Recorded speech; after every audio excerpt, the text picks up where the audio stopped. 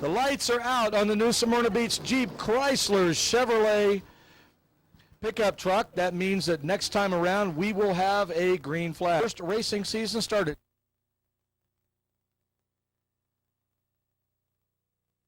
Barbara Pierce dumps the truck on the pit row. Ralph looks him over. We have green flag action.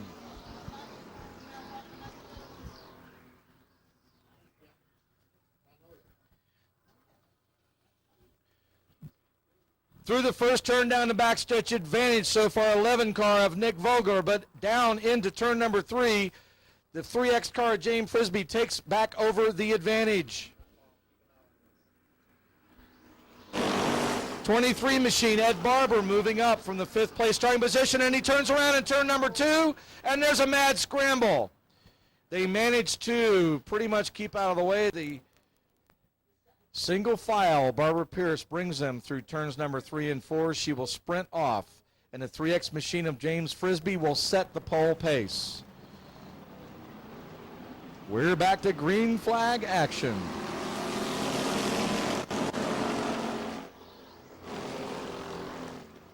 Car number 11, Nick Vogler was trying to look to the outside there. The 18 machine from the back, George Spears, smoking heavily going down the backstretch.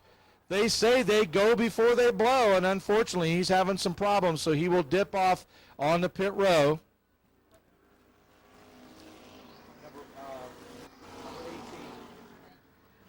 18 is off the track.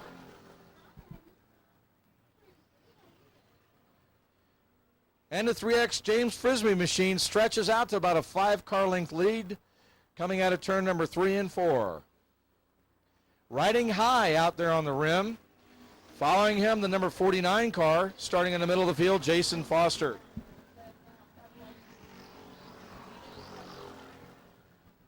Frisbee following the high line. We call it the petty line around the outside.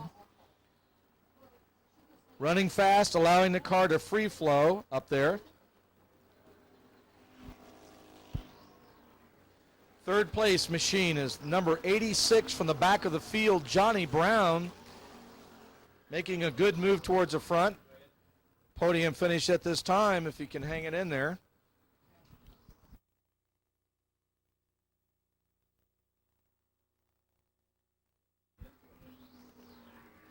Frisbee, Foster, and Brown.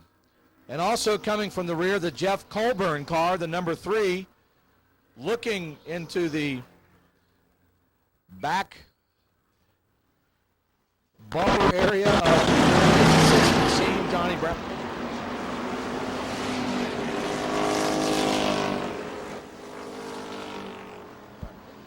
A lot of racing action towards the back here. The 23 machine that spun earlier, trying to make his way back up. That's the Ed Barber machine. He makes a good move and moves up into the 5th position, 6th position, check that. Fighting his way back.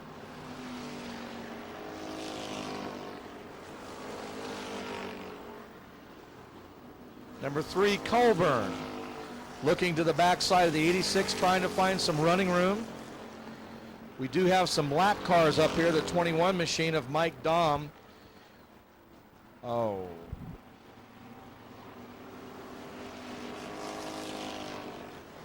It is the number 07 out there. That is the Danny Laszlo machine.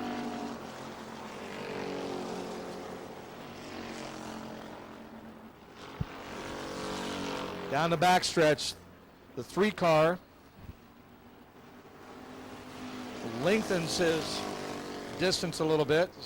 Perhaps heated up his tires, making that strong charge up front. Let's check out the 5th place machine. It is now the number 23 car moving towards the front.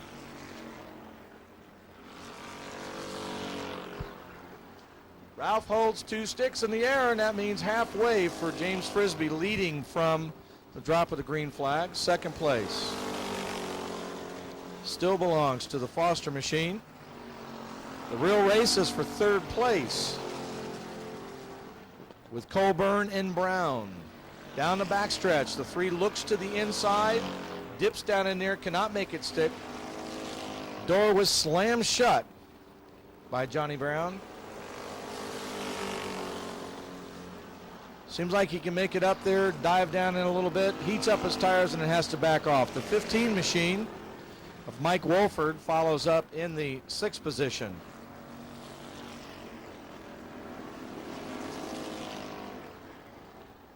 Number 311 started in the 4th place. That's Ricky Under. Linder. Thank you. Ricky Linder in the 311 machine.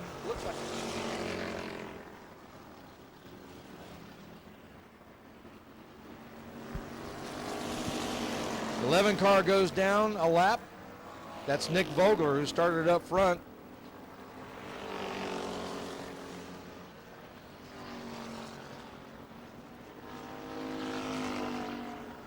Down the backstretch, it looks like the 3X machine of James Frisbee is backing up a little bit. The 49 machine trying to make a race out of it. Jason Foster moving closer to the front. As Frisbee goes high, Foster shadows him in 2nd place.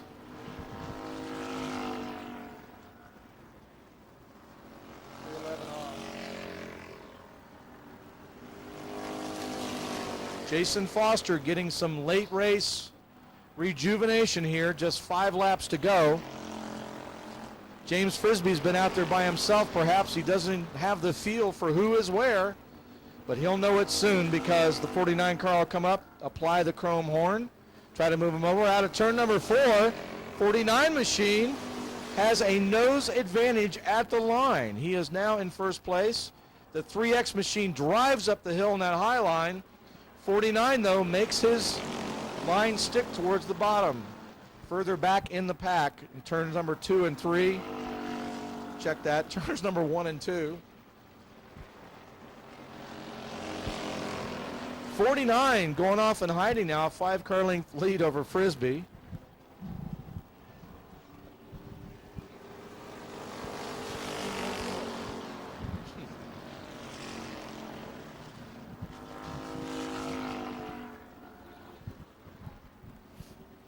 '49 Jason Foster with just 2 laps to go over the Frisbee machine. In 3rd place, it's still the 86 Johnny Brown machine. Whoa, 86 machine. Number 3 is hounding him from the rear, but wants only the inside line. Down the backstretch, he'll try to get it. The 49 machine takes the white flag. 1 lap left for the 3 machine of Colburn. Can he make it stick? He comes to the inside. 1 lap to go. The real race is for 3rd place. Coming to the checkered flag, it is Jason Foster.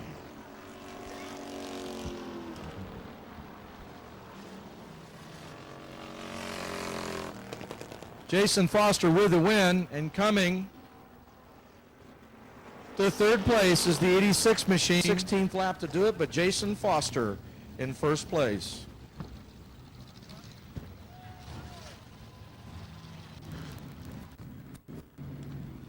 Car number 49, Jason Foster.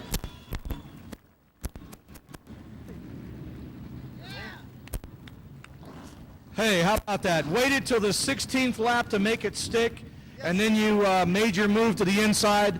It looked like that car, during the period of time, the 3X kept drifting higher. You kept a lower line. Was that the trick to winning this feature? Yeah, I definitely looking to try and get a little bit more patient this year and let my car come to me instead of rush things. I'm trying to work on that, and it looks like the 3X was doing real good, but towards the end he did get to push up, and I got underneath him and worked out pretty good. Ladies and gentlemen, your first feature winner of the Bright House 275. It is number 49, Jason Foster.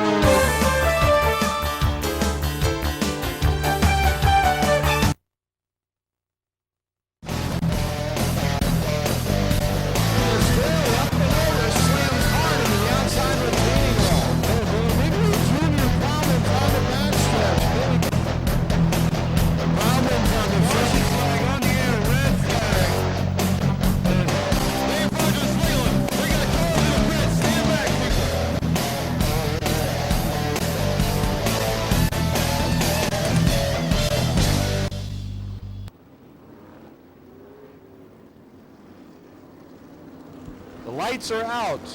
We should get a start the next time around. This really is a driver's contest because they got more horsepower than they have tire. Here we go. Diving off of the fourth turn. Barbara Pierce, and we're off racing modifieds. Oh boy. And we have instant contact with the outside wall. Please stay back from the fence. Please stay back from the fence.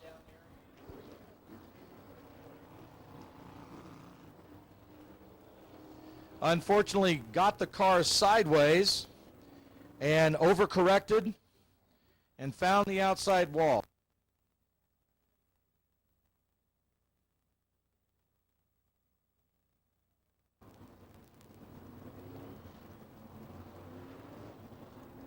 New Smyrna Beach Jeep, Dodge, Chrysler, Chevrolet truck, and we're back racing.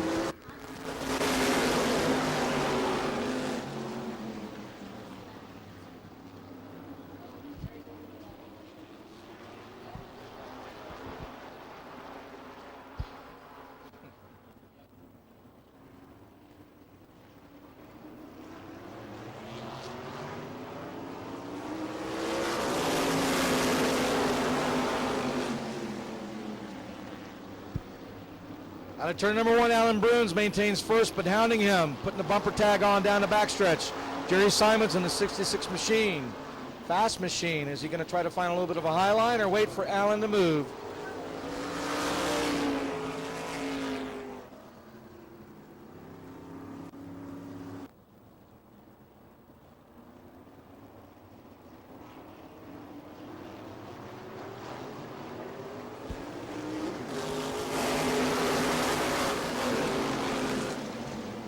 Jerry Simons storming from the back has already found himself 3 positions forward down the backstretch.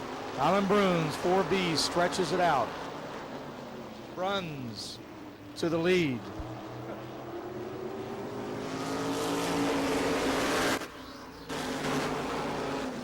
'19 car Tom Root, a very solid second.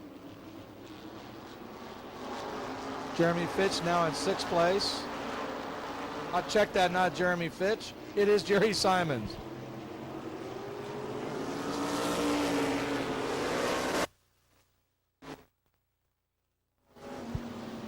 Two-car breakaway to the front.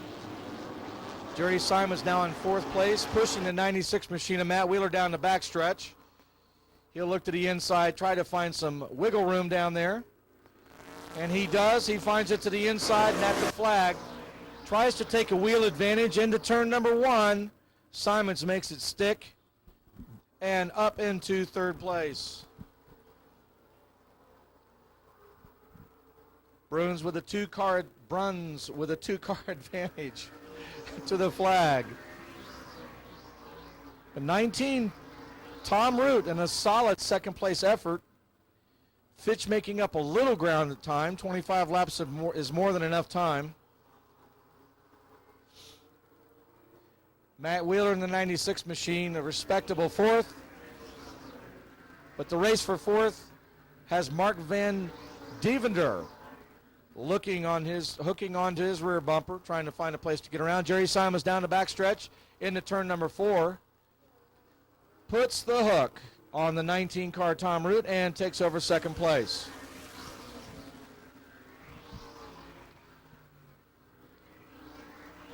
Good race back for the 4th position, 4th and 5th, Mark Van Devender. Down the backstretch looking for a way to get around that Matt Wheeler machine.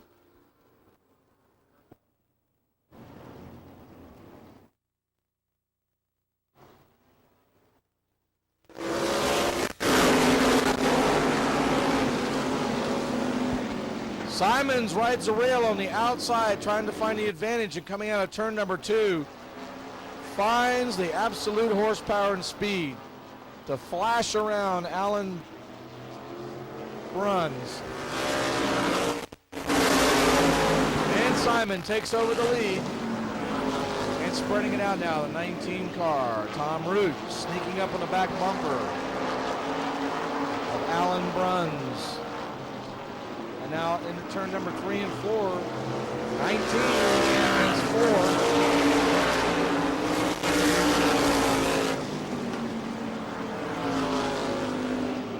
Matt Wheeler back in that fourth position, just waiting for the action to happen, unfold in front of him.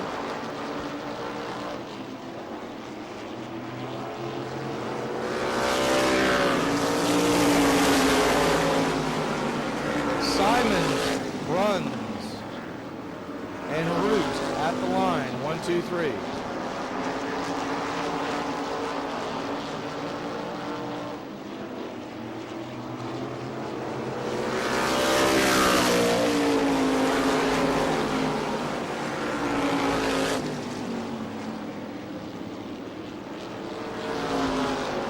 Surprising, Jerry Simons looks like he slows down a little bit, and the 4B machine, Alan Bruns, is moving back up on Simon. Simon apparently with some kind of trouble. Brunt, obviously, the Simons machine in some sort of trouble, and Bruns re-inherits the lead. Jeremy sneaks down the backstretch, probably looking for pit row. It's Bruns, Root, and Wheeler. Mark Van Devender back there in fourth place says, hey, now's the time to run and gun down the backstretch. Trying to find a way to get around the 96 machine. Out of turn number 4, he's going to peek to the inside. Finds nothing there. Now in turn number 1 and 2, he'll look to the outside a little bit, find that half wheel hook up top. Doesn't find it down the backstretch. Tries to do a little bit of a crossover. 96 doing a good job of protecting his position. Matt Wheeler doing a good job there in third.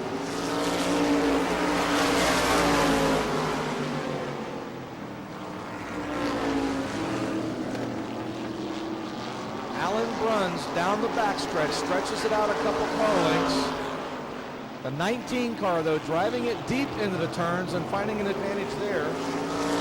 We got a yellow down in turns number 3 and 4. 14 laps down out of the exhaust pipes. He has backed the car down onto the flat part of the area. He is out of the car. Mark Van Devender leaves the number 7 machine. Lights are out. We're going to get a restart for the mods.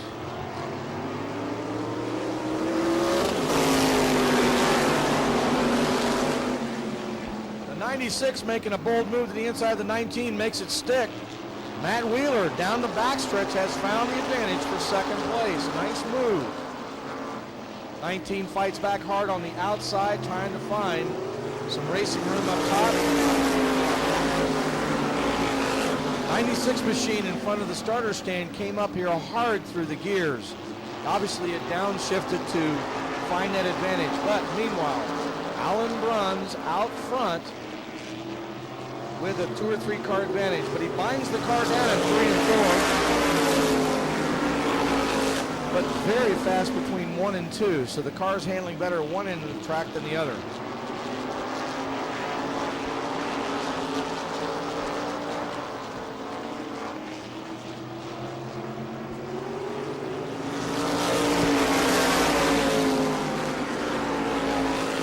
The feature will be 20 laps.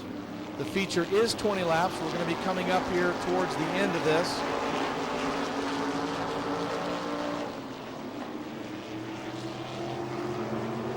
Bruns, Wheeler, and Root staying one by one.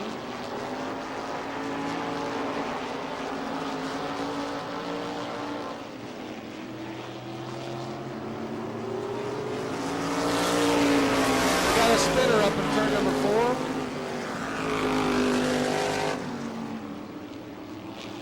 Car number 4 of Cody Blair, see if he brings it down the hill. He did, and we stay green. Good job, Cody Blair. We're coming up on the checkered flag.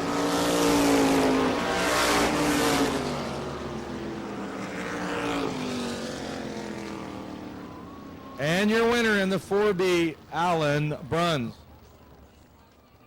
Sunbelt 125. Drivers' autographs and introductions. We'll go down and talk to the recipient of this modified win, Alan Bruns. Getting unstrapped out of his machine. Alan Bruns. Alan, come on over here. Now, folks, there's more to this story than is told just simply by this win. We understand, Alan, last night you were over at Speed World and you won the feature last night. Yeah. And we understand you had a little bit of trouble getting here tonight. What was the trouble? 2 flat tires on the trailer. It took about 4.5 hours to make an hour trip. So I tell you what, sandwiched in between 2 great wins, Alan Bruns. Come on up here and talk to me for a minute. Man, I tell you what, this is a great win for you. Now, when you saw the 66 machine in your mirror, what were you thinking? Uh-oh. He's good. You know that. Everybody knows that. He's the man. And then all of a sudden it was backing up towards you. What'd you say then? Thank you. He had problems, I know, but something happened to him. There you go. Ladies and gentlemen, your modified feature winner for this evening, Alan Bruns. Good run, Al. Thank you.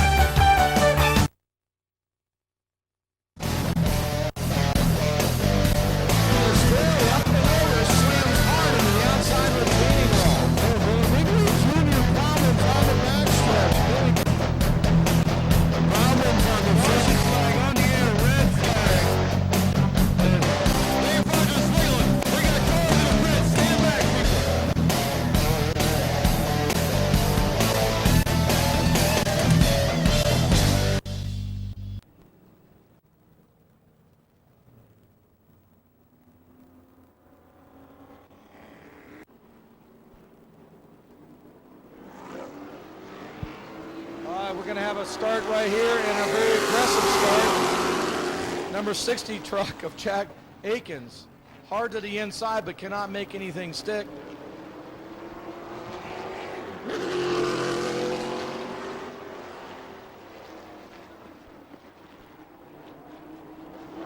Ricky Moxley in the lead, coming out of turn number 4 for lap number 1. Matt Toll in that 07 truck, a very aggressive run in the 60 truck. 14-year-old Chad Akins looking for a way.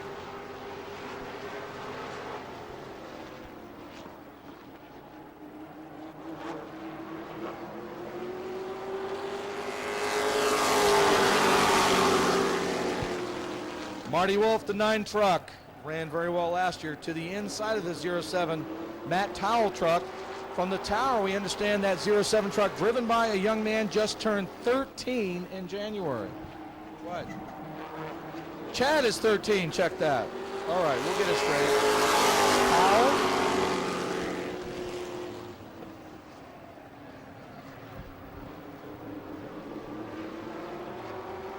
And advantage Akins. 13-year-old Chad Akins to the lead.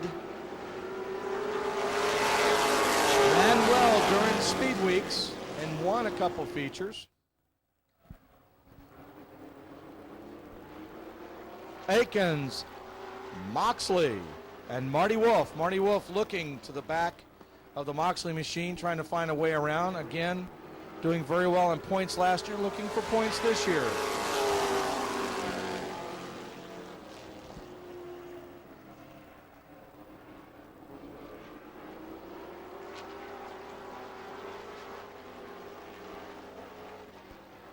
Inside of the Moxley machine comes the 9 truck of Marty Wolf, making a very strong move to the inside. Dispatches that green truck into second place.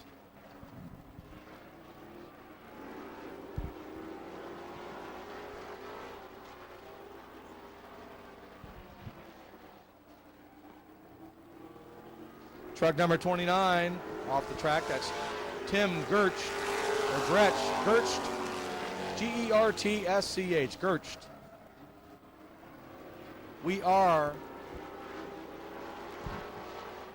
We're doing a 15-lap feature here. We are halfway.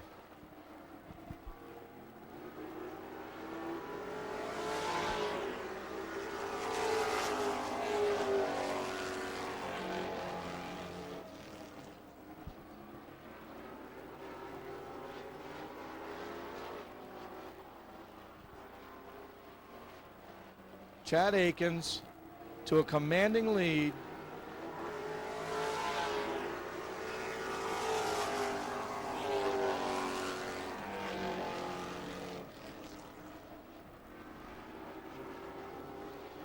Marty Wolf scrambles, but it just looks like the horsepower in the 60 machine is a little bit too much. We have found that the 60 machine late in these runs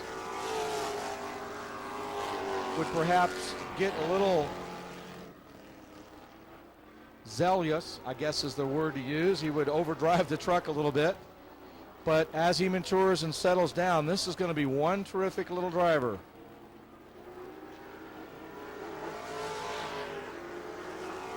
Aikens, Wolf, Moxley, and Towle.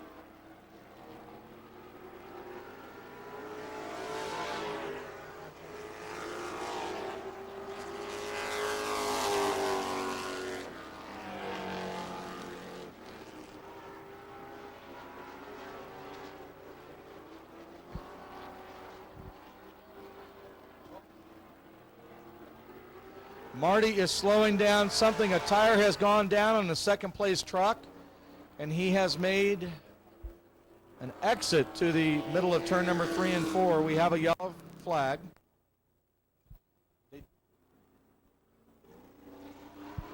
All right, back to the flag.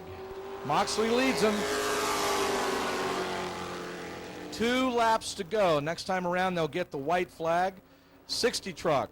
Bumper tag through number 2, coming down into turn number 3.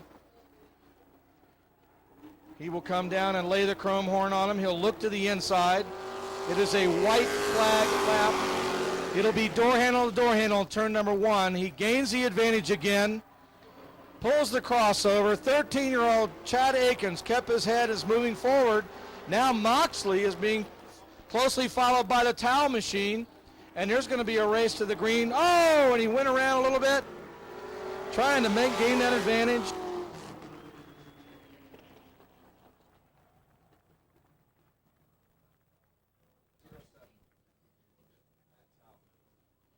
Of one position for the jump start, but it did not stick. Took him 2 laps, but he made it. Now watch for the donuts.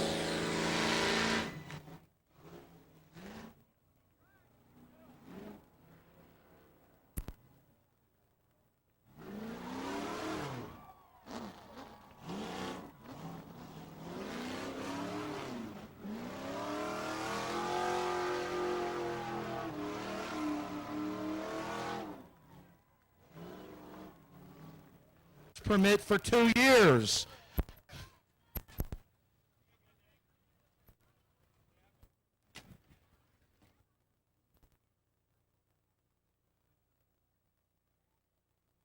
The economy cars truck. Out of the window comes 13-year-old Chad Aikens.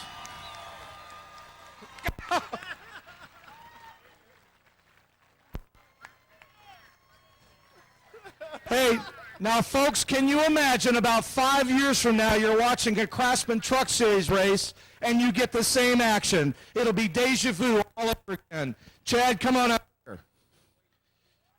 Chad, there's a rumor you rode a bicycle to the race. I don't know. No. Chad, 13 years of age, you found out you got penalized for the jump starts. You had to start in second place. Tell us about that, the emotions you had to hold back to get around the Moxley 38 machine. Well, I heard his engine was missing, so I didn't want to get him on the start. So when we went off into the corner, I saw him got loose because they dropped some oil down here. So they put some sand on the track, and he got loose, and I got a nose up underneath him. Now tell me, where in the world could you practice donuts but winning? Do you practice them at home or something? No, I just learned it. My dad told me how to do it. Just hold. But your dad buys the tires, right? Right, but we got sponsors. Whoa! Ladies and gentlemen, Chad Akins, good run, man. Good run. Way to go.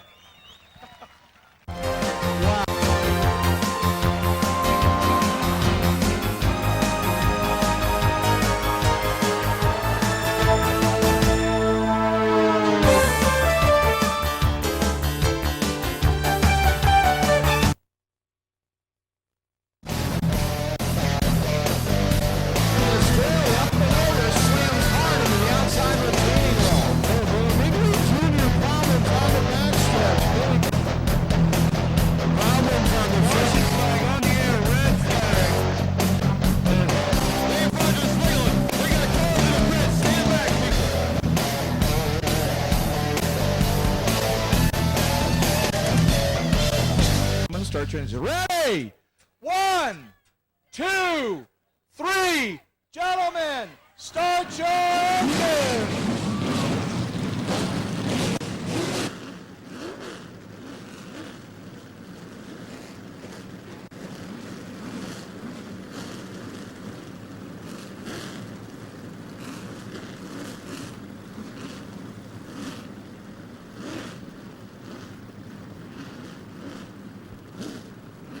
Sunbelt 125 championship field. Wave at them. They're waving at you. Thank you to this great field of drivers.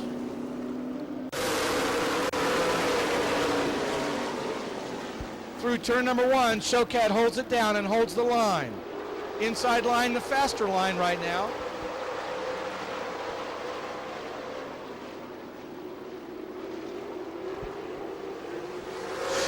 Lap number 1. 36 machine Tim Russell settles back into third place from the outside row.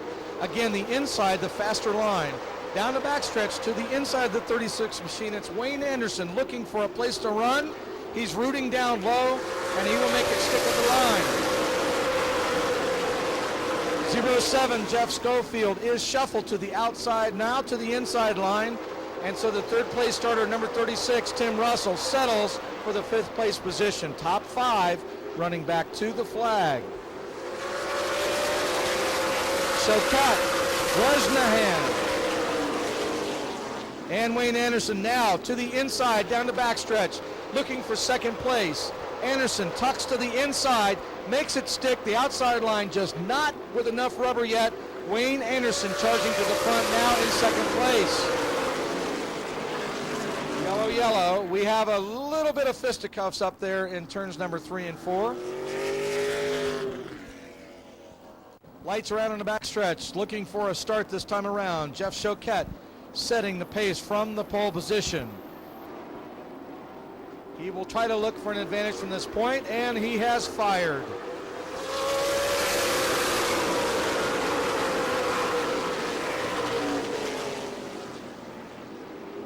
Wayne to the outside, Wayne Anderson flashing down the backstretch. Now heading up the multicolored rainbow of cars and out of turn number 4. It is Wayne Anderson taking over from Jeff Showcat.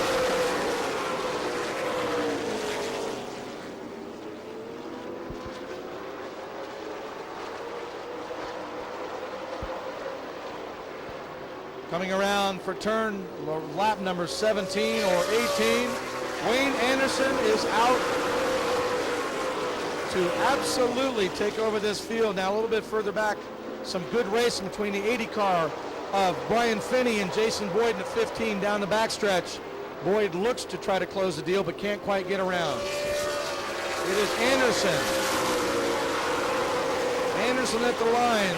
Jeff Showcat and the 07 machine of Jeff Schofield. Jeff now on the back bumper of that 70 machine. Doesn't look like he's satisfied with third place, and he'll make an attempt to go for 2. 3-car Mike Bresnahan making a good run, but he is hounded right now by the 36 machine of Tim Russell, your outside pole sitter. So the real race right now is for second place. Schofield looks for the outside, but has no place to run over Choquette. Further back, Boyd racing against Finney. So your race for second, your race for fourth, and your race for sixth. Now down the backstretch, Jason Boyd to the inside of the 80 machine of Finney, and he is now in sixth place. Sixth place, exactly where he started. Remember what I said about rabbits. There are some that like to go out and run hard, run fast. Can they make it last?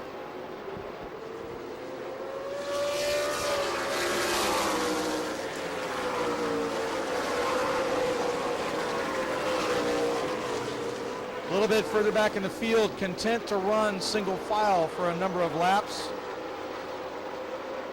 It's about half the field now. Comes down to 36, puts bumper tag down here in turn number 3 on the number 3 machine, like Bresnahan, but doesn't make anything stick, backs out of it. Now the 36 machine climbs the hill to try to find some traction and doesn't. Meanwhile, Jason Boyd down the backstretch, the white number 15, really gained an advantage on those 3 cars. Methodically working himself up into the top 5. Jason Boyd right now in 6th, looking for a way around the 36 machine. Down the backstretch it remains Wayne Anderson. This bodes not so well for some of the drivers to see Anderson so dominant early.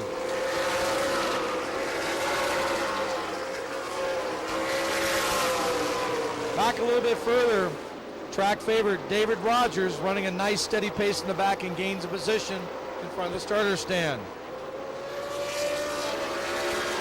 Jeff Schofield right on the back bumper of Jeff Choquette, waiting for something to happen. It's the Jeff and Jeff show. Down the backstretch, just barely a half a car length, is Jeff Choquette over Jeff Schofield. Now Jason Boyd has dispatched the 36 machine, has passed him cleanly. Tim Russell now back to the 6th position, and in 5th, Jason Boyd charging hard, charging fast. Russell not content to give up with that. He knows that Jason knows the way around here, so he will put his front bumper on Jason Boyd's back bumper and follow the way around. Tim Russell in his very first Sunbelt race. Now, check this out. Tim Russell climbs the hill, goes the outside, but every time he does, he gives up the inside. Brian Finney making good run down the backstretch. Up front remains the same. 1, 2, 3. It remains the Wayne Anderson machine, followed by Jeff Choquette and Jeff Schofield. Now spreading out a little bit.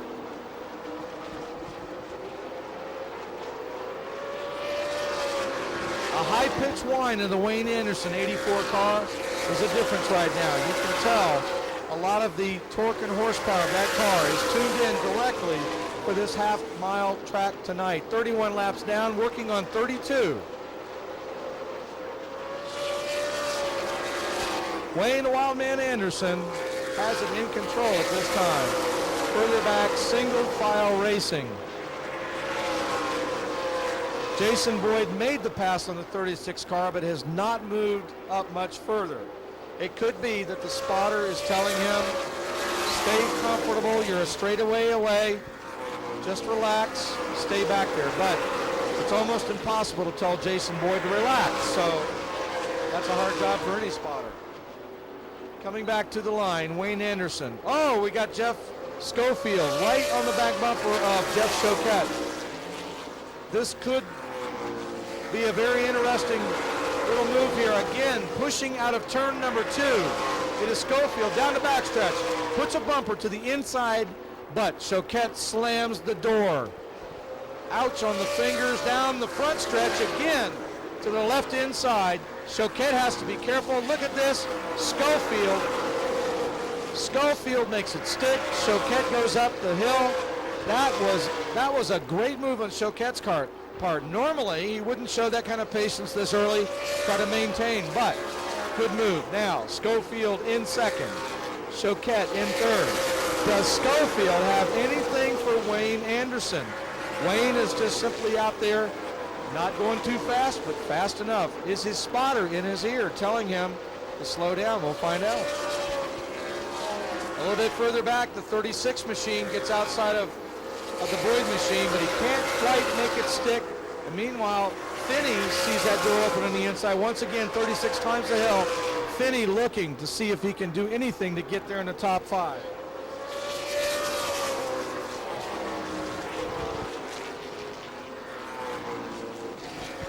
Schofield making up inches, but not feet on the Wayne Anderson machine. 39 laps are complete, 39 down. And we see Schofield is reeling in the Wayne Anderson car a little bit by little bit. But don't let that fool you. It could be the spotter saying you've got a 5 or 6 car length lead. Save the tires. You'll notice these cars started right down on the yellow line, and as they continue to race, they'll move further up. The only reason why they're on the yellow line is if a car in front of them has slowed down. Check back to the 36 machine of Tim Russell and the number 80 machine of Brian Finney. You'll see what I'm talking about. They're going slower. They're binding the cars down. They're keeping them down low, trying to find some running room at the bottom. Meanwhile, your faster cars are free-flowing and are about a half a groove up from the other cars.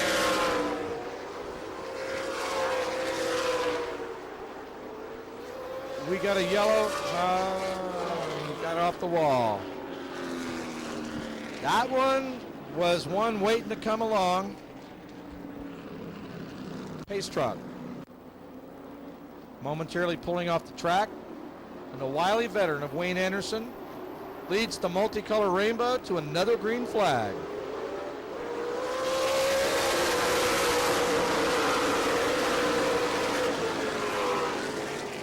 Wayne Anderson jets off of turn number 4. Schofield hanging tough. You can tell that these cars are very close together, but a better start by Wayne Anderson. Schofield.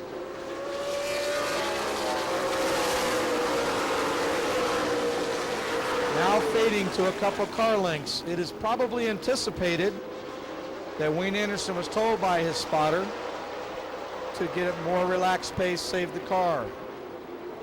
But Schofield's hanging tough. Back there's Jeff Choquette. Watch Jason Boyd. Jason Boyd in the 5th position, not content to stay there. Jason Boyd hounding the number 3 machine of Mike Bresnahan. Down the backstretch. Advantage, Jason Boyd. Can he make it stick? Yes, he plows down through field turn number 4. And he makes the turn, but can he make it stick? Very strong run on the outside for that 3 car. This is a strong run on the outside. He has found an outside groove, and he's making it work.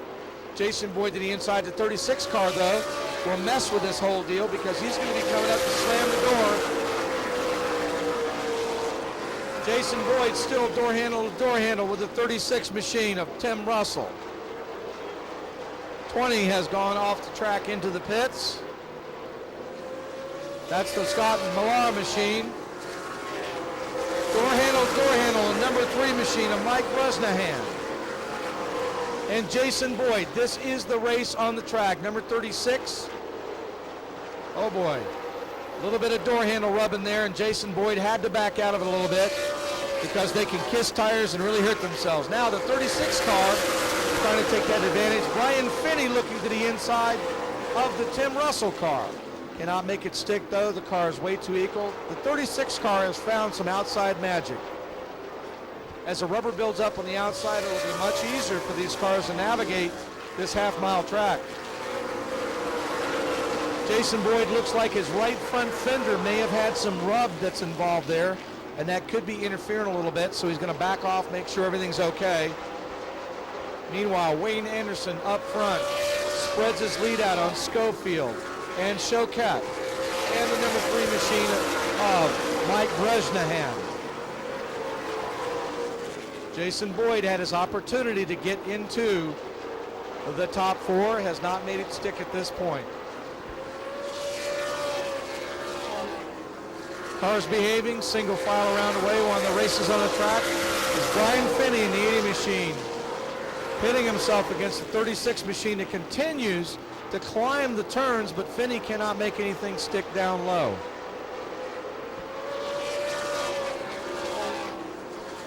Oh, we got one up there in the top turn.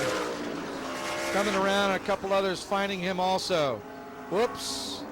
There we go.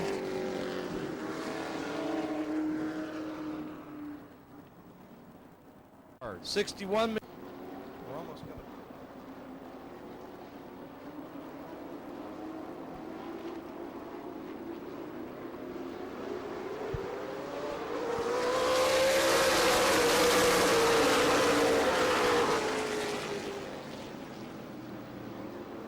Jimmy Cope may have a flat left front, but no pit crew or no tire to put it back on.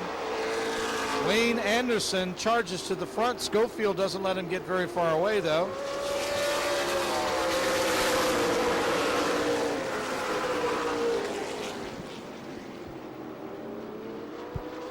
Ladies and gentlemen, coming up to the flag stand, Mr. Chris Hopkins is absolutely adamant to let him know that the race is now half over.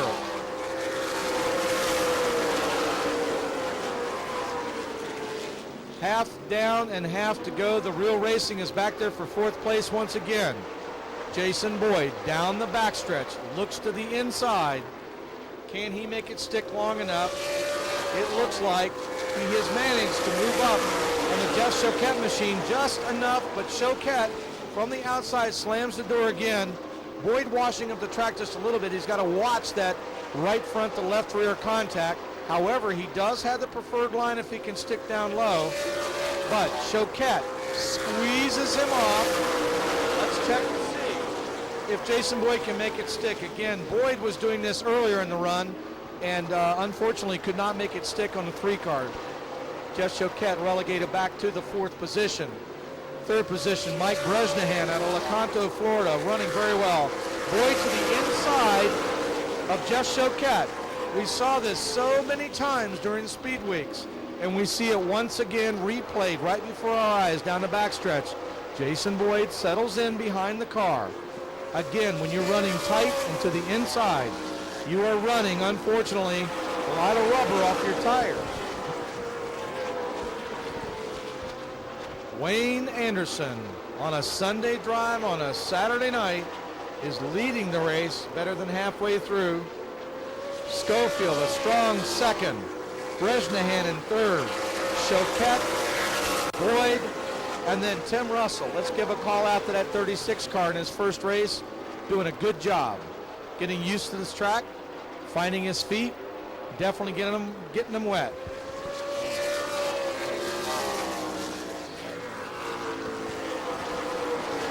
Ladies and gentlemen, after spending a great deal of time back in 14th and 15th place, check out the 8th position. That's the white car, blue top. Yes, it's veteran David Rogers who has found his way up into the top 10, currently in 8th place. You will see a concerted effort and a good steady run from here on out.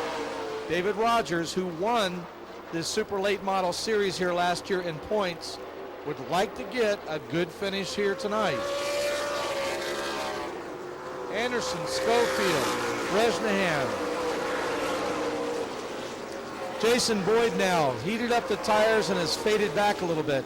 We're noticing the 36 car, instead of climbing the hill as he did, is just got a little bit of oversteer in the car. That means the rear of the car kind of swings out on him a little bit. Now Brian Finney has been racing the inside line.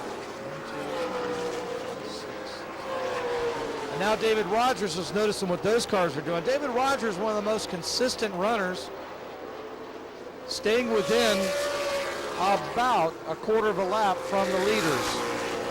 Finney looks to the inside of the 36 machine of Tim Russell, but there is nowhere to go. Up front, Wayne Anderson cannot clear his rearview mirror of the number 07 Jeff Schofield machine. Jeff Schofield with a great run. The Plant City car is really putting it to him tonight. Ladies and gentlemen, 75 down and 50 laps to go. 50 laps to go. Down the backstretch. I don't know if you're watching, but check it out. Jeff Schofield finding some running room on the Wayne Anderson car. Could it be after 75 laps, the tires are starting to give up? The laps being run right now more consistent by Jeff Schofield and Wayne Anderson. Down the backstretch, he fills up the rearview mirror of Wayne Anderson. Will Schofield be patient and shadow him, or does he want to go up and get his share of the lead? The Anderson car is starting to oversteer a little bit, meaning that rear of the car is moving out. Now look to the inside. Jeff Schofield on the backstretch looking to the inside of Anderson.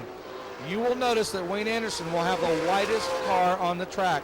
He will not give it up. You're going to have to drive around it. Schofield to the inside, pushing to the inside. Schofield to the inside, turn number 1 and 2.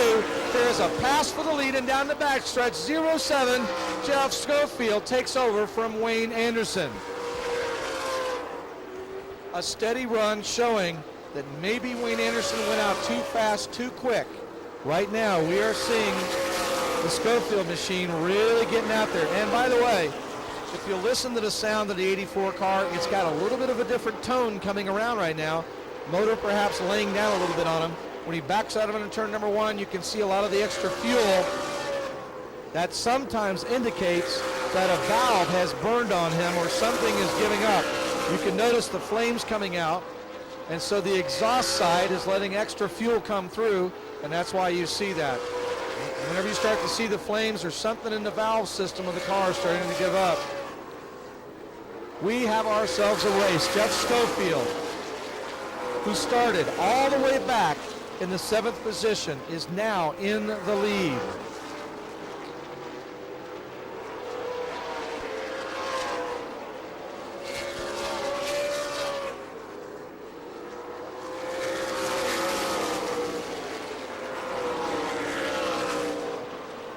Jeff Schofield, that had the fastest time of the night, 17.735, drew the number 7 pill, but he finds that was no fluke of a run for the pole position. He now finds himself out cruising in front.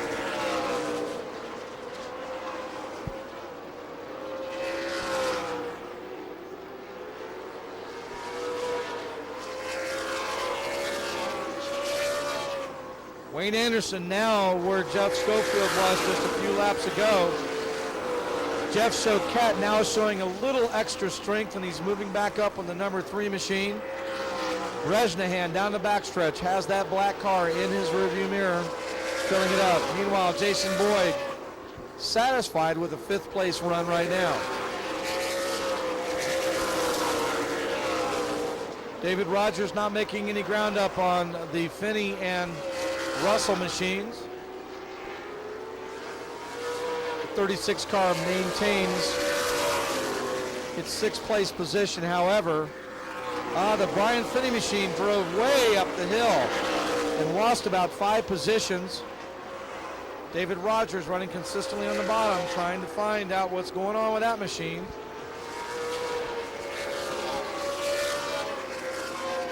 The pace is so brisk that we're finding Jeff Schofield now coming up on some back markers. That's the 47 Chris Fontaine machine.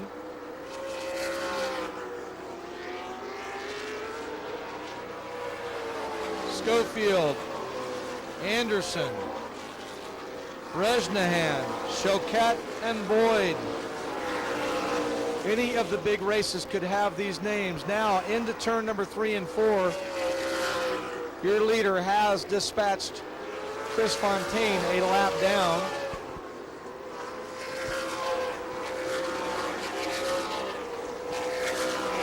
Is absolutely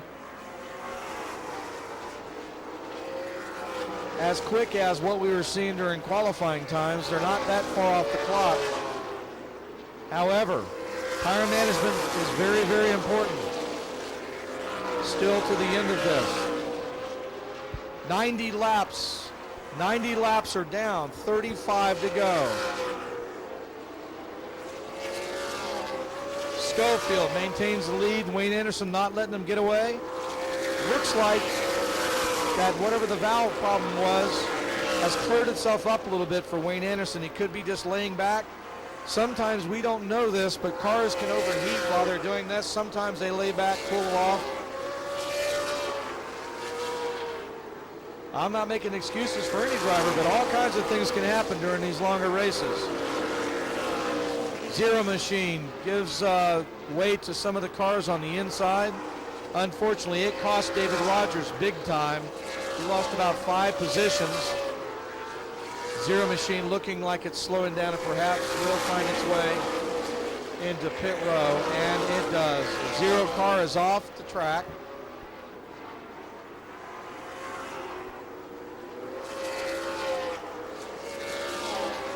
Garfield, Anderson, Bresnahan, Choquette, and Boyd. Then the 36 machine of Tim Russell. This guy is impressive tonight. He's doing a good job. Ryan Finney behind an 80 car. Much more experience on this track, but just cannot find the way around that Russell machine.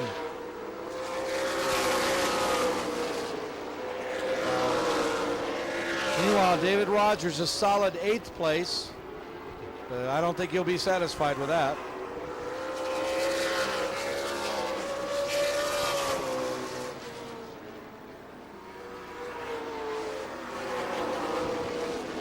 Choquette now working on the backside of the 3 car of Bresnahan. He does not want to remain back there. Bresnahan climbs the hill not in the way that he wants to. It looks like he cannot hold the car down as far as he wanted to before. It'll be interesting the next couple laps to see how the lap traffic plays into this. Of course, even if the 3 car goes up, 70 car can't go down if it's blocked by a lapped car. Chris Fontaine will be the pick and roll person here in a moment. You can see the 3 car looking to the outside, staying to the outside. Choquette will follow him through. That was a good sportsmanship move on Chris Fontaine's part. It was a good move. Jason Boyd, meanwhile, says, okay, guys, you go high. I got the absolute better way to look at that down the backstretch. Choquette looking to the inside, the Bresnahan car. Boyd stalking him, right behind him. The distance remains the same between the 07 and the 84. We have just now completed 100 laps. We are down to a good old-fashioned Saturday night 25-lap shootout.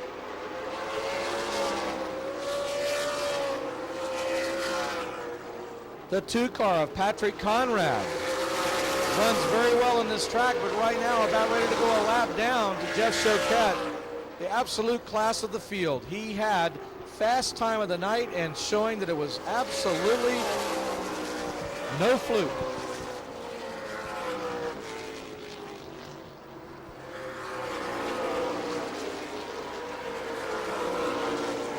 Running order remains the same.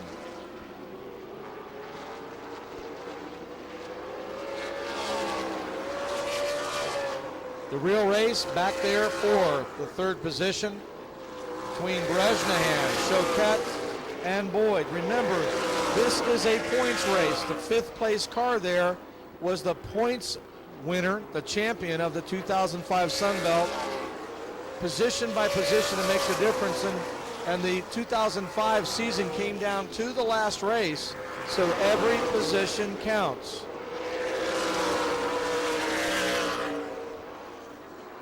Finney and Russell still racing tight and close together. David Rogers back in 8th, fading a little bit from where he was earlier.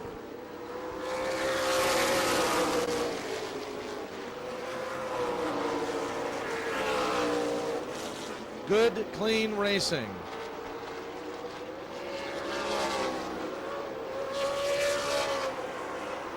Jeff Choquette out of West Palm Beach, Florida, CNC Loader Services car with a qualifying time of 17:7:35. Right now, from about 3/4 of the race till now, is your leader.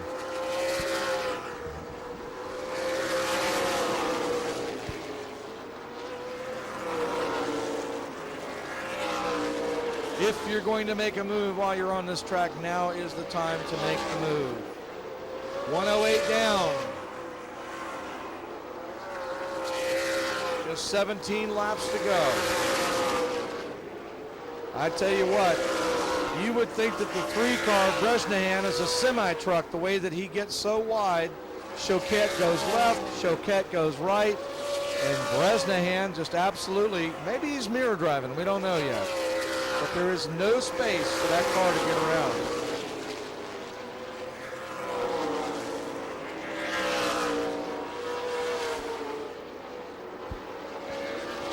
Let's give a call out to Mac Johnson, though, because he's been staying in front of the third place group.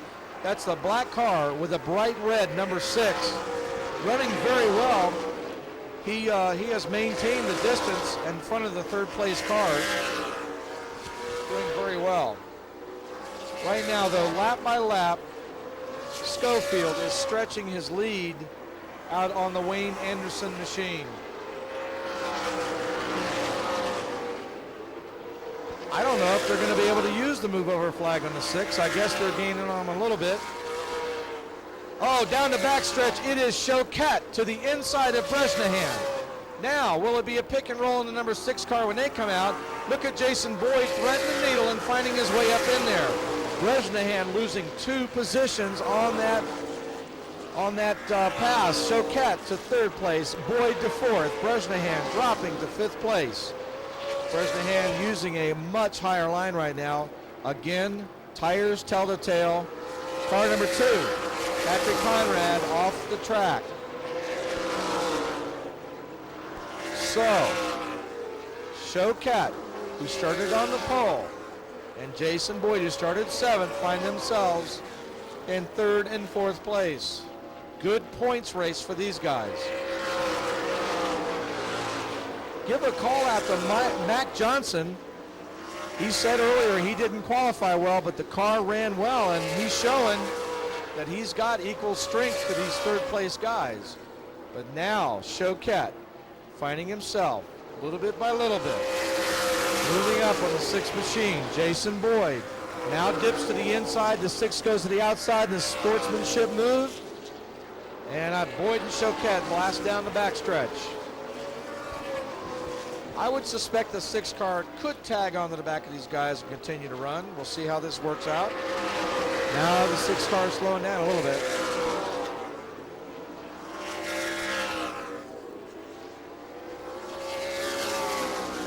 .116 down, just 9 laps to go. A good race, a good clean race. Give the credit to these guys. Finney looking around the 36 car, can find nowhere to go. Can he use the 6 car for the pick and roll? The answer is no.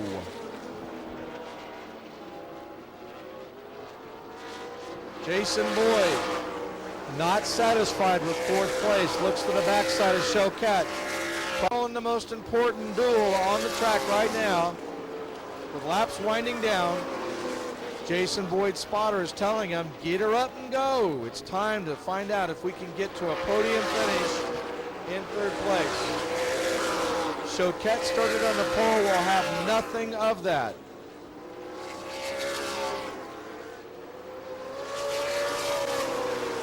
Five laps to go, ladies and gentlemen. 5 laps of 125.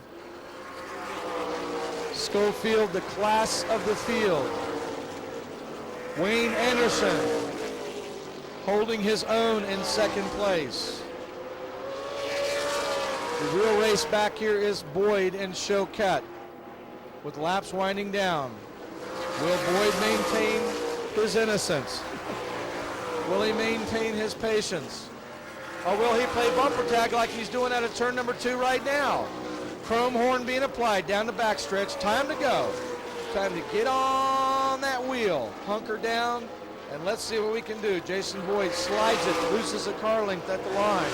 Turns number 1 and 2, very strong. Choquette binding the car down.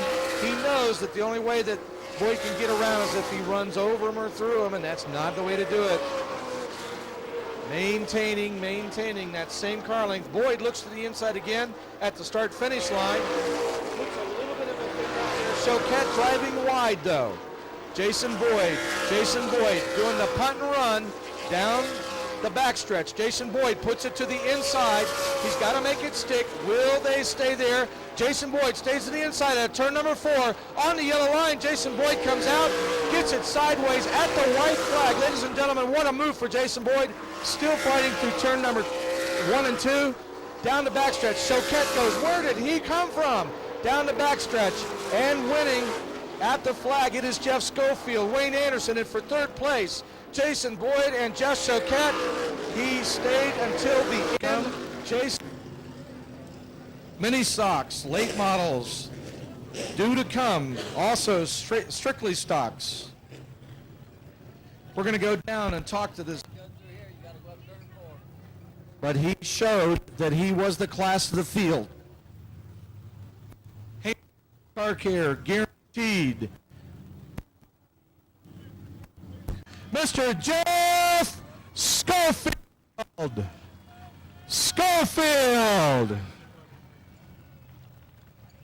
There is absolute steam pouring off the top of your head. Oh boy. Wayne Anderson, when you let him go, you had to start thinking, oh no, this can't be one of those nights. I was thinking all green, 20 years younger would pay off. No, I kind of, at one point there I settled for it. Wayne took off, and man, he had a tremendous car, and I was like, I could chase him down and burn my car up now, or I could wait and see if he burnt his up. I think his went away a little quicker than mine, and I just didn't need a caution because I think we both struggled there at the end. But I got to thank Wayne tremendous for giving me room to race, and Choquette for doing the same thing. We had a great car. Got to thank the sponsor, and hopefully my new sponsor standing in the stands like the celebration for tonight here. This is what you wanted, so you got it. Be careful what you wish for. You're going to get it. Now, we talked about victory lane earlier. What was the key to the race for you? You talked about tire management. Was that simply it? Were you at one point pacing yourself? Yes, sir. Yeah, we started out real great. The car was real good. Wayne took off, opened up a lot of holes for us, and made it easy for me. And we got to the point, first and second there, it was tire management at that point. The car got a little loose on me going off the corners there. But, hey, we hung in there. We did what we had to do and was patient with it, and it paid off. Ladies and gentlemen, fast time of the night at 17:7:35, showing that it was for real. And your winner tonight is the Sunbelt 125, Mr. Jeff Schofield. That was a run, sir. We got to go down here and talk to the wily one. Yeah, we got to go talk to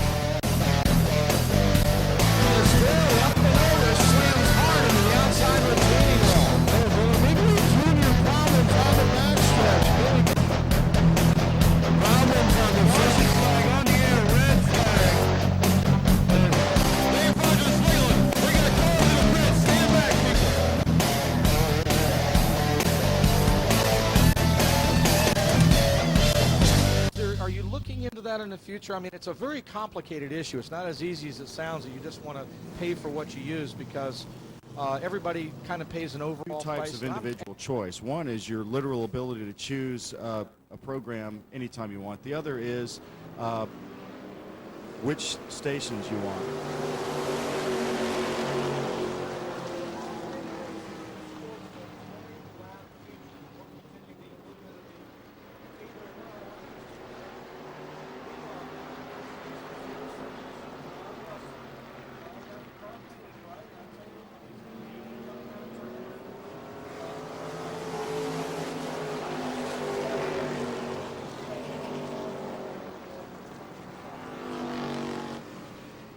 And they're spread out one by one. The red car there to the rear is in third place, and that's the 30 machine of Dale Clouser. Dale knows his way around this track. Good to see these cars newly painted for this season. 4 car of Travis Towle has worked his way up from starting scratch to move up into the second position. Going down the backstretch, the 30 car is being challenged by the Towle machine, and going into turn number 4, if he can make it stick, he will apply himself into third place. Coming back to the flag, the advantage does go to the 4 machine just by a love bug on the bumper. The towel machine fades a little bit coming out of turn number 2, and Klauser holds it down. Now Klauser is a veteran of this track. He knows his way around. He'll keep it down on the line, but look what he does.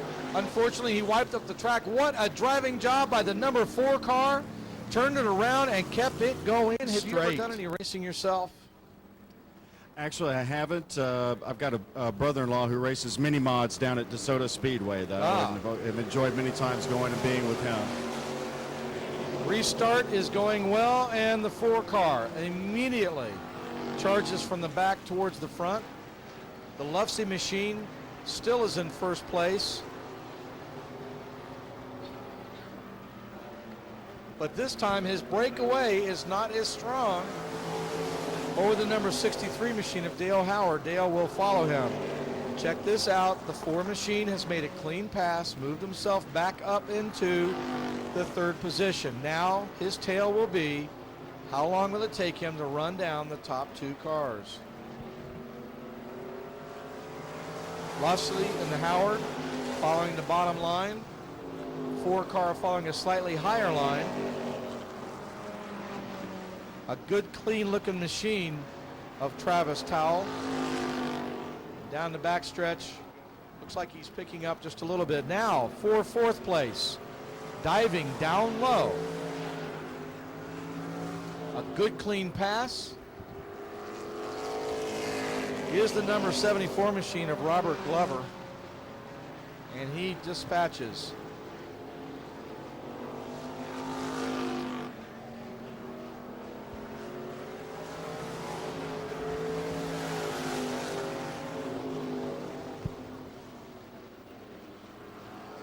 Robert Glover now in 4th place, and the 6th machine of Bruce McConicle is a little bit further back, fading a little bit.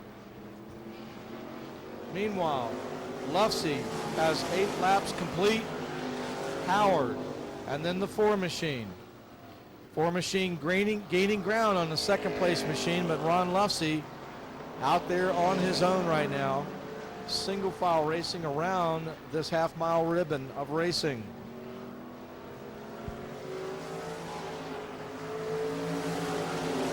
Four machine making ground on 63.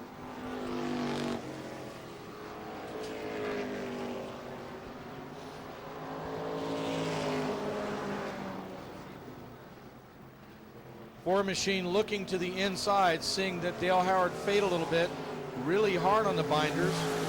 Now the 4 machine climbs up a little bit, looking for that half a groove on the outside, seeing that the Howard car pushes up right in the middle of turn 1 and 2. Watch the white car, number 63. He'll push up in the middle of the turn, and this is a bad position for Ron because that's exactly where he caught up to him. Check that, not Ron, the number 4 machine of Travis Towle. Again, watch the one car, the white car will go up. Oh, and he did, oh my goodness.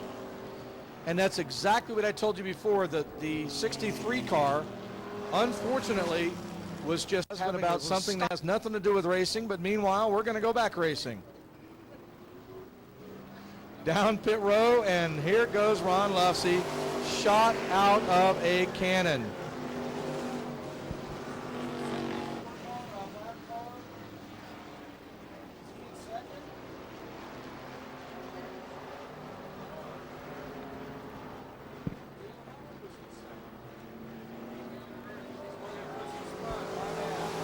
Here we go again. Dale Howard in the oh no car. That's right. And can you imagine what he is saying in that car? He's going, oh no.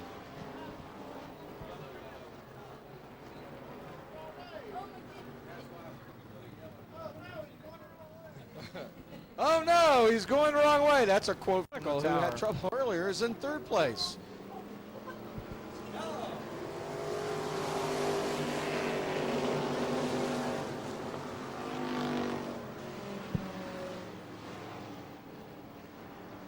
And check out what's going on. The 63 Howard car and the 4 car again from the back, charging to the front. But we're coming down to the white flag lap. Now this is going to be interesting.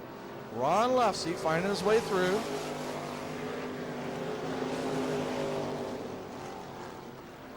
We're on the white flag lap. The 4 car Howard has worked his way back into third place.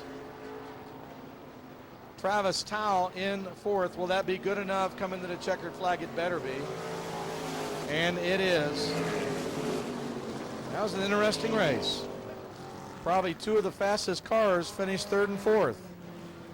They didn't behave that well. We're going to go down trackside test. All right, we'll go trackside and talk to the winner of the Sportsman class on this Bright House night. Who else was spinning anybody else out?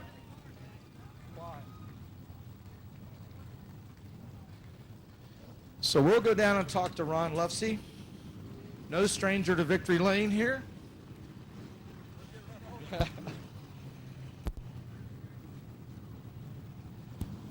Ladies and gentlemen, the winner of the Sportsman class tonight, Ron Lufsey. Come on around here, Ron. Man, how you doing? You had this thing cruising tonight. You did a great job. We did a lot of work on it over the winter months and all that, and we had one set of hot lap. The car was just on a rail. Car was unreal, and it looks unreal, too. You did a good job with it off season. Are you going to run for points in the Sportsman class this year? We're going to try it again this year. We tried it the last couple of years. Last year we took a vacation on it, and we're going to be back and tough this year. Ladies and gentlemen, Ron Lufsey, your Sportsman winner, a very popular class here. That's a fun class here because it's affordable and it's still fast. I like that class. How about you, Big Dave? What class is that? Sportsman? Definitely. Put on a good show. What? He maintains our...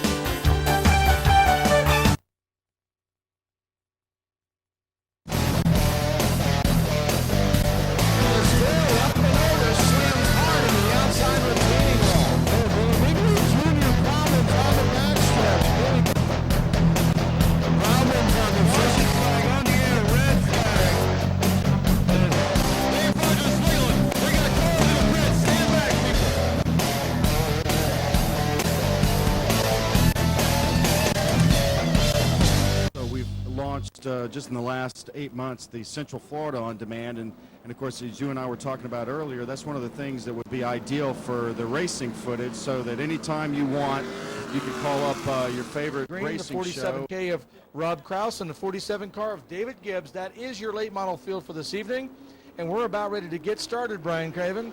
To the flag, Chris Hopkins.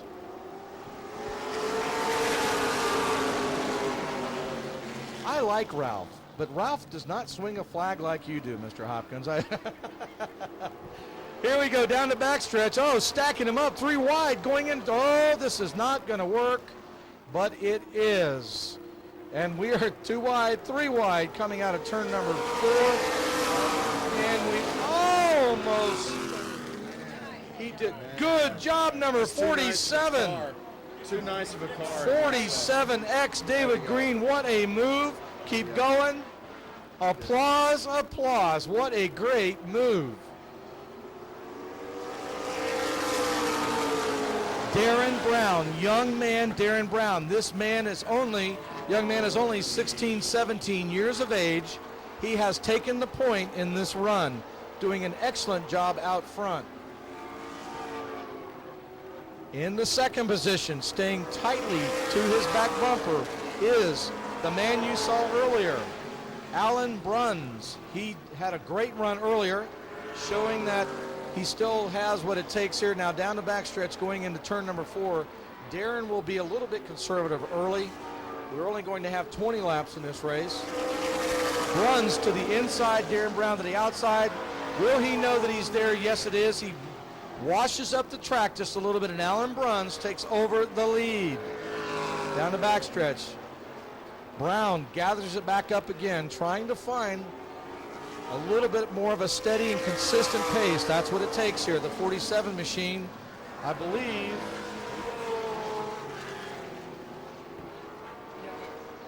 Yeah. Okay. So Okay, that's David Green in the 47 car at the flag right now. And the black and gold. Black and gold car is David Gibbs. I like those black and gold smoky unit colors.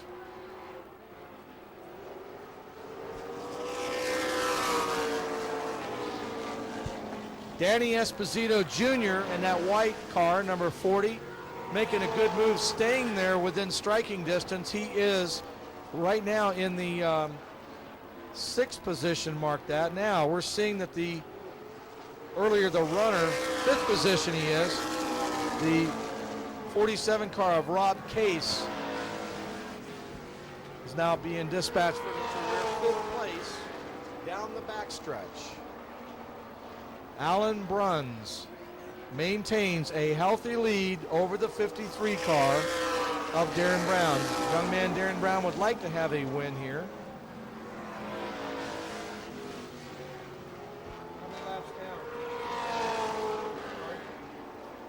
Halfway is coming up right now.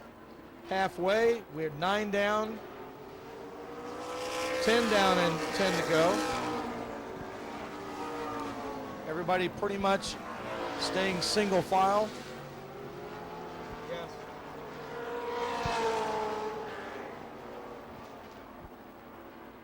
Playing my song now. All right. It remains Bruns, Brown, Green, and Gibbs. Gibbs has designs on 3rd place and down the backstretch, is trying to find a way to bring his car up and around the other 47 machine. The black and gold smoky unit colors down the backstretch. Still a 1-car difference between the two.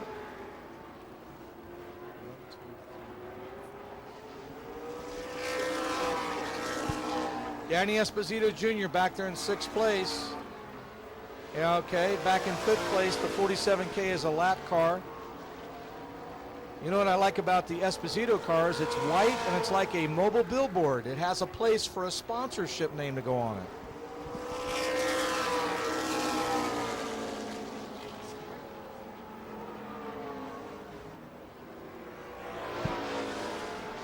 White car against white car. Look at Darren Brown starting to find out some consistent laps. The Alan Bruns machine is fading a little bit here late. We are looking at 5 laps to go. The hand is waving, 5 laps to go.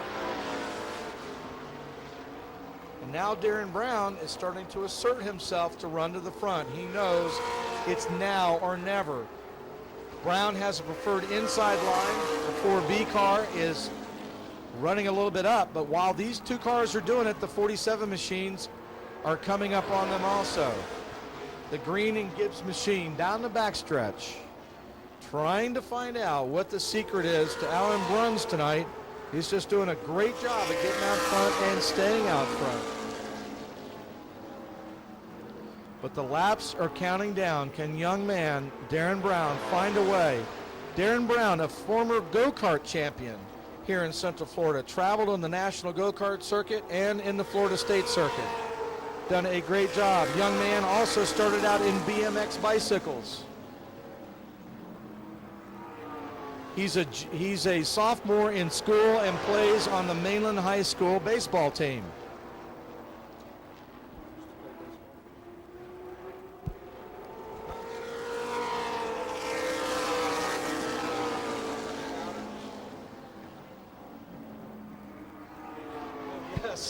Hey, from the tower, we like to point out that they must have had a sale on 4s at the graphics store. Yes, we got so many 4s because they're writing a bunch of them.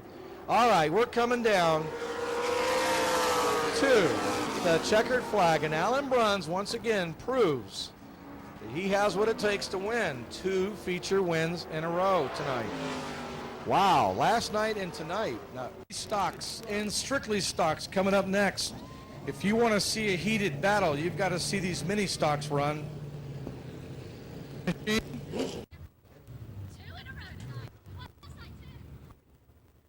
And last night.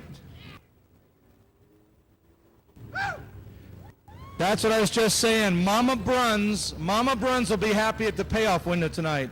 Alan, come around again. Now, I could have just used the film from earlier, right? That was good. Great run. What was this one about? You went out from the head there up front, but it looked like the 53 car, young man Darren Brown, gave you a good run. It was a good run. It was good. I can't believe it. Chuck Green helped us out so much this week, and David and my brother Kent and John. Unbelievable. This is good. This week. 3 in a row. Alan Bruns, congratulations. Hey, by the way, the only Florida team left in the NCAA tournament, Florida Gators, and I see a Gator on your shirt. Say go Gators. Go Gators! All right.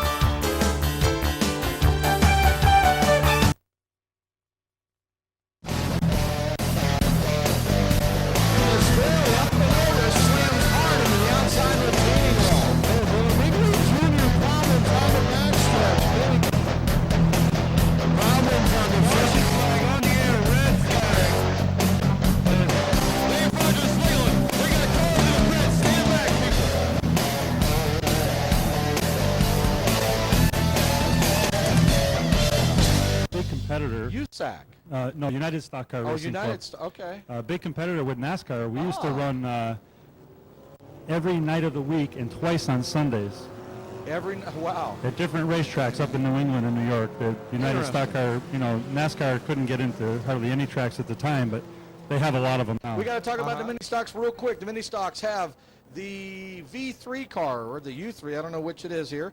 Rex Christensen, outside pole, the 5 car of Joe Garrard, 43 car of Tom Rose, and the 6X of Jamie Dixon. We're going to get a green flag, and we're off racing minis. Oh, goodness. 3x4x2 into the first turn. And you have the 2 white cars making it a chocolate Oreo in the middle. They stretch out a little bit. Coming down the backstretch, it's black, white, black, white, black, white. That's easy to call. The 71 car, Ted Vulpius, your last year's points winner, has vaulted all the way from the 8th starting position to 1st in only 1 lap. Now check out the car that's running directly behind him. This is an interesting car. It's a smaller C-seat motor car, but it always shows a lot of panache here. That is the Tim McPhail car. And check this out. Smaller in CC, but it absolutely handles like a dream. He can flat-foot that car all the way around the track, and you can see in the middle of the turns how much of an advantage he gains. Ted Vulpius in the 71 car, Tim McPhail in the 7 machine, the Missile, and in the 07 car, Steven Simpson. I believe Steve ran a little bit earlier in the evening in another class, finds himself in a solid 3rd place. Vulpius being looked at down the backstretch by the McPhail machine, and we're going to find out if handling will work over horsepower. Check this out. To the inside, it is Tim Missile McPhail that has made it stick, and Vulpius is going, what is this all about? I've got more ponies here under the hood, but I can't make them work. What's happening? It all gets back to handling. Bigger is not necessarily better in a mini stock. By the way, one observation, Mr. Hopkins, in these mini stocks, they are literally mini stock cars. They're just downscaled a little bit, and they run very, very well here on a half-mile dirt track. Mini stocks have changed greatly over the years. I think these guys really have put on a heck of a show, so I'm interested to see what happens here. Well, let me tell you what, the folks that left early, they didn't know what they were in for here. Down the backstretch, the Vulpius machine now is playing bumper tag with the McPhail machine, and check this out, McPhail with a smaller C-seat motor is managing to motor his way up through lap traffic already. Now some people use this as the learning grounds because you don't have to work as much with the brake. You can flat foot the car when you get it set up right. Look at that, 3 wide out of turn number 2. Side-by-side racing a little bit further back here for the 3rd position. Let's get a check on these 2 cars. The pick and roll there on the number 43. The 81 machine, that's Cody Blair doing a good job. And now has put himself into 3rd place.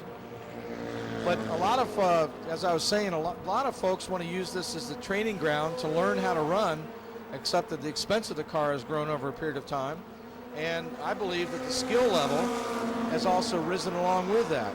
The 07 car right now is Steven Simpson. He's in 4th place. Running very strong. Now down the backstretch, Volpia says, no more of this. Let me check it to the inside, because unfortunately the McPhail machine has started working its way up higher. However, McPhail made the pass on the outside last time. Let's see if he can do something on the inside. The missile machine goes back to 2nd place.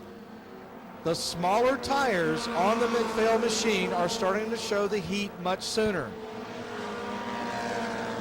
Lap, we are working with a 15-lap feature.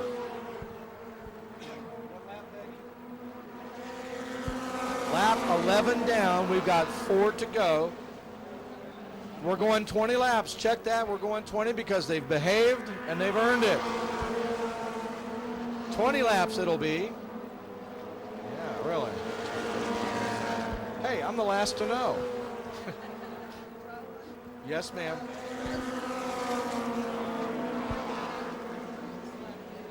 We're closing the souvenir shop now, and we do have drinks available in the concession stand. The missile machine trying to find some retro rockets to figure out how to get back up. Those little tires have heated up. The Volpius machine has maintained, see the tires are a little bit bigger there in the Volpius machine. 81 machine is looking pretty good, and now the 07 of Steven Simpson gathered himself back up and down the backstretch, looks to the inside, trying to take away 3rd place, makes it stick. His wheel is up inside there, and the 81 machine fades back to 4th place. Well, we got a motor laying down on one of these cars in front of us here, but Volpius leads McPhail. I believe the red car, its motor is just about the hand grenade. He's running on maybe 2 or 3 cylinders, or has lost his exhaust header. Back to the flag with 5 laps to go. Volpius, McPhail, Simpson.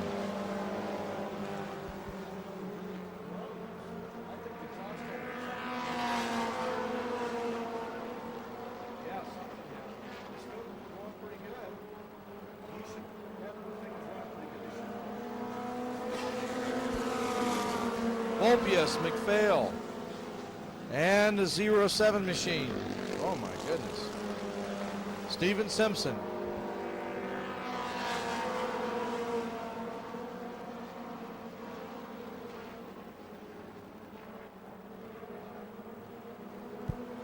Same design at the line. 1, 2, 3.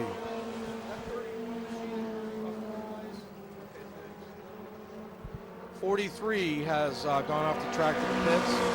81 is still back there holding down the 4th position. The 20 car has left the track. 2 laps to go. 2 laps. Can the missile find a way to get to Ted Volpius? Ted Volpius, just dominant during speed weeks, did a very good job. Of course, Ted Volpius, your 2005 mini stock champion. It is the white flag lap. Is there any get up and go in the 07 car of Steven Simpson? Can he find something for the missile? Down the backstretch, he looks at him. He starts to tuck up to him.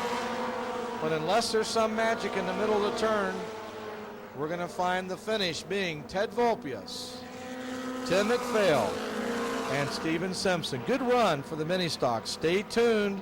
We have Strictly Stocks coming up. 15 slam 'em, bam 'em, door handle shaking laps. And you're going to enjoy this. Right now, we're going to introduce the Robert Hart Family Hour.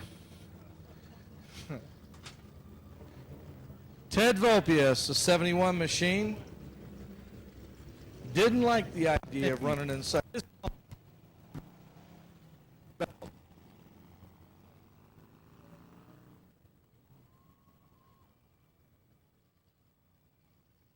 Tim McPhail. Oh, no, I got the wrong guy.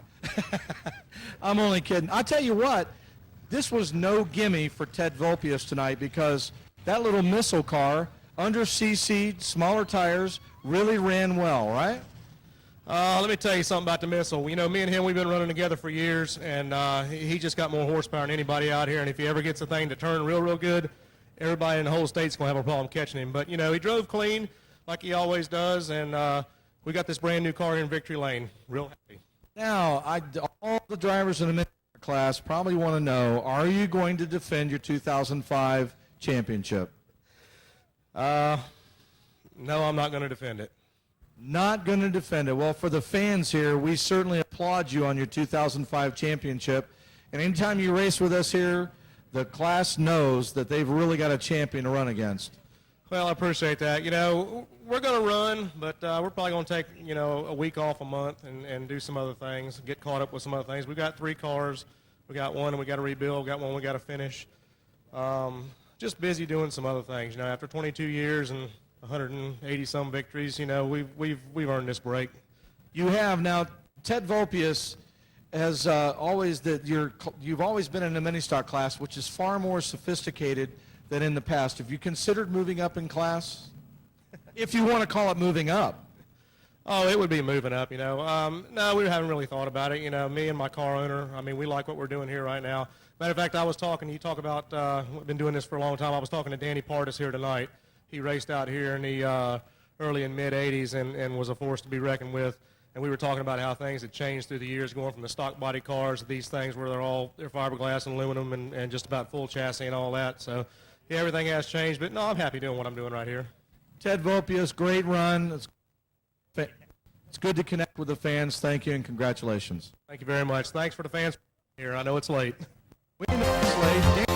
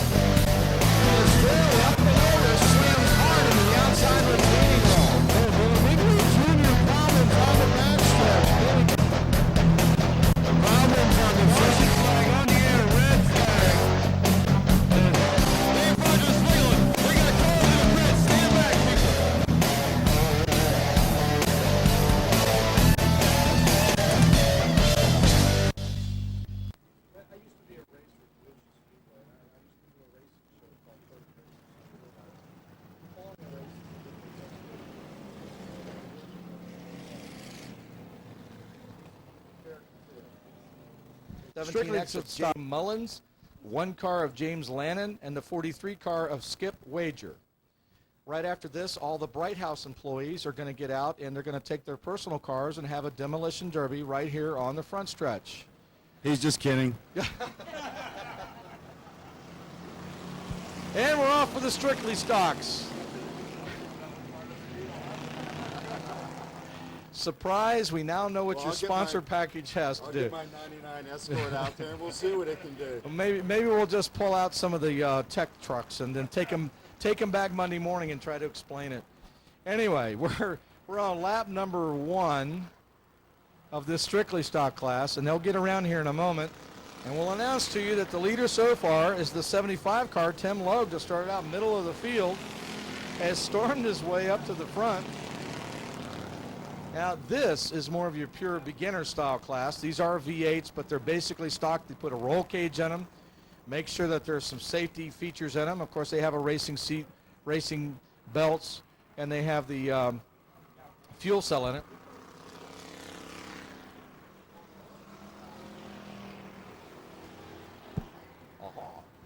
So, 2x2 racing. Looks like they're having a lot of fun out there. The 75 machine, though, Tim Logue, class of the field, already a quarter of a lap lead. We have just 15 laps in this particular race. 2 car into the pit lane. 75 car of Tim Logue.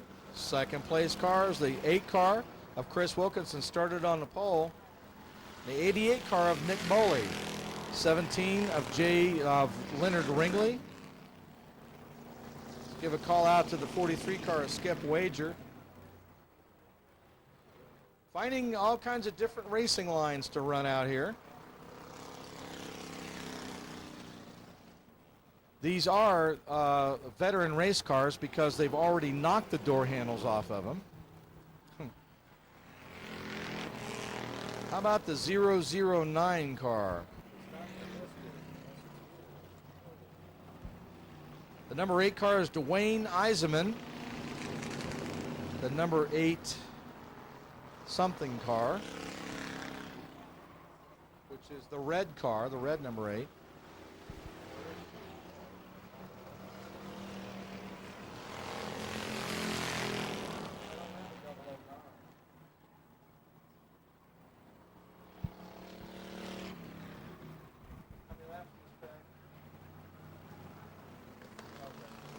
Six laps now, 9 to go. There's that 8 car, reminiscent of the junior colors.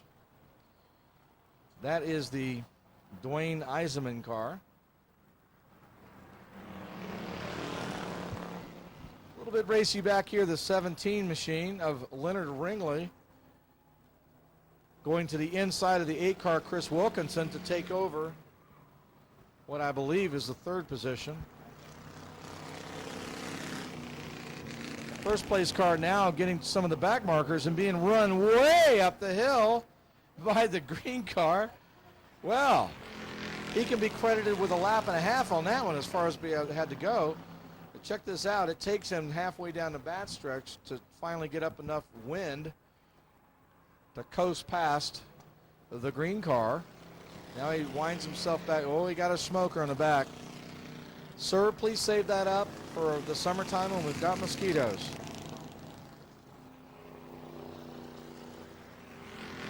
That's that 009 car, and they say they go before they blow. Tim Logue down the backstretch, number 75. We are halfway. Ralph the flagman looking over the 009 car is probably going to be given the black flag. He's putting out black smoke and black oil smoke, and so he gets the black flag. And you know what? More than likely, we just saved his car. Race drivers are hard-headed. They just won't sometimes bring in the car and take care of it. They want to go until they blow. No, he didn't see it. He's still going. All right. Tim Logue out running by himself.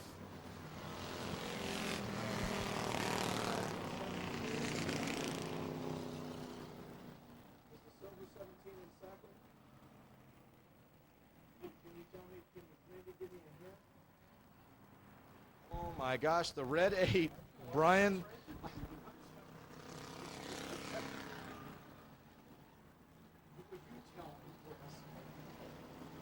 The red number 8 car, the one we spoke about earlier from Plattsburgh, New York, apparently in second place at this time. The 09 car.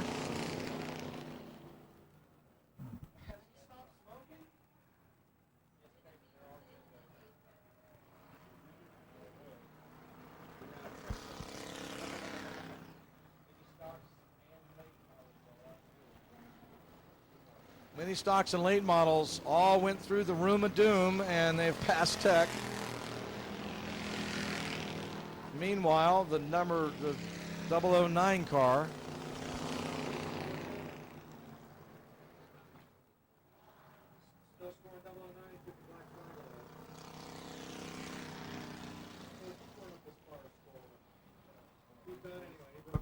And the 009 car. Boy, this was predictable.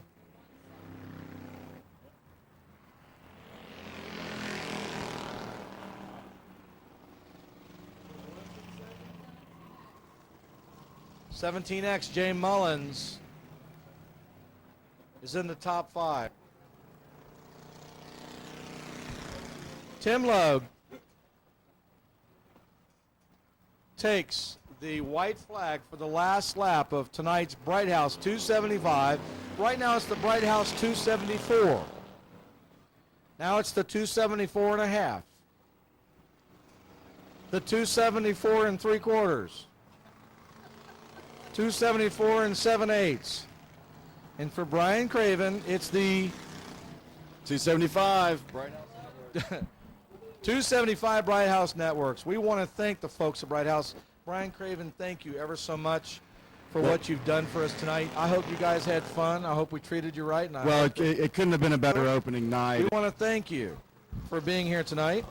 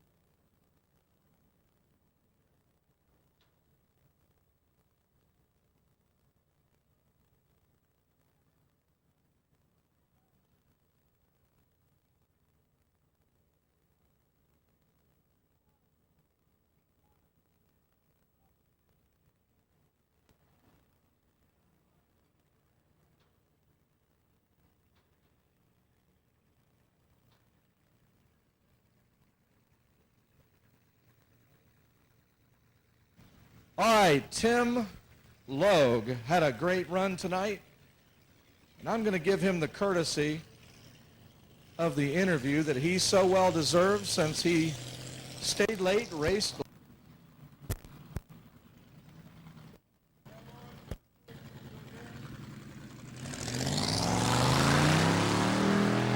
Tim, You can tell the story. what? You can tell the story. Tim Logue and the number 75 machine. Nice, clean machine.